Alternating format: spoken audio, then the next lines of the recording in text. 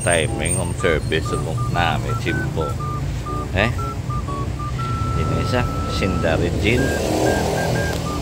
Ya, tahu kan tadana. Hello sir. Hello sir. Oh, what tuno ko da sir? Malaysia din ganun lugar ni sir. So nan sa amon laboratory. Pero sige, what tuno ko da? Sige. Salamat. Sige, nakatata. Ay, may nga nakambal nila kung lapit lang. Nakata.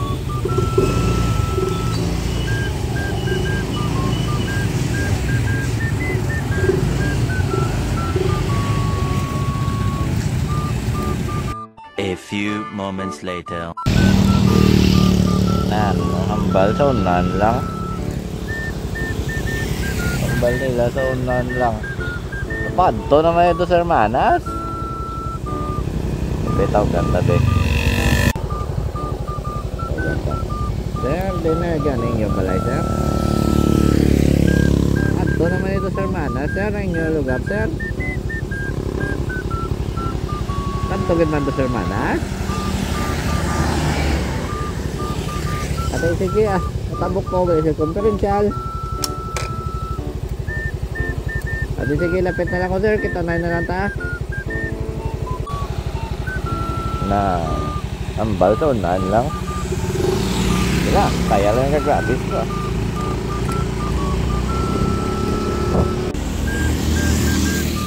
Aray na ako sa may top point. Ato lahat ng tagadali. Padto na sa kano. Di na ta mag-helmet kay lapit naman lang inay lang ta.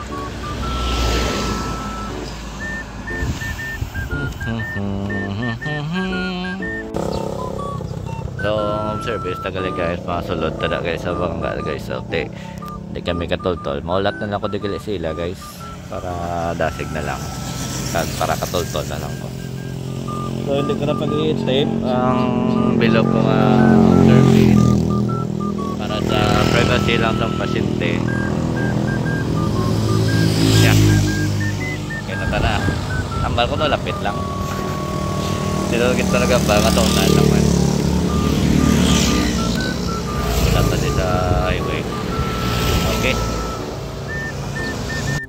So after naman na kita na guys, naglakat na kami guys. Wato sa ila balay kagin kubra ko ng procedure nga venipuncture. Nagkuha na ko dugo sa pasyente niya. So ang igagali motor guys is Barako 175. Nawan ko laga siya guys kay off-road pa pasulod sila. So diri nga part guys ng sementado di kay may ginapatindog gali nga subdivision sa onhan. A few moments later. So after the procedure guys, nagbalik na ko guys. Nagamo na siya ang dalan guys. So hindi man siya shadow with car road guys. Pero road dito naka-lowered ang daan.